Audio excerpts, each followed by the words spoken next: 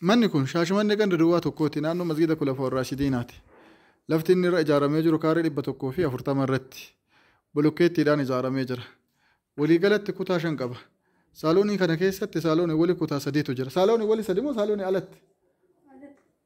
Saaloonii walitti 4 keessi qofti. Akiid sirri hubatteetta. Eeshi. Keessi kun qofti kutaa 3 saaloonii wali 4. Diqqoo tanaan 5. Tasuuqii godhachuuf ta'an waliin 6 akkasii. Waliigala 6 qaba. Welcome. Waliigala 6 qaba. Ifaan qaba bishaan galee. Akkana qaba maraayyuu.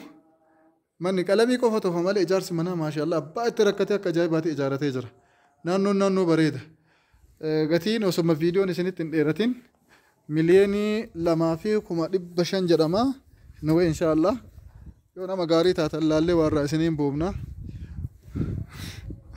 Akkana jira kun manni suuqilleedha mana addaatii qalama dibanii bareechisanii jiran malee sirri babbareeda daddafaadha qabadha. Shaashamannee duwwaa tokko keessa manni maqaa miliyoona 2 dhayamu hin jiru.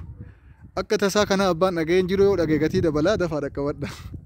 Miliyoona 2,500 jedhanii 300 4 yoo danda'e irraa isinii fuudha. Nagaan oola.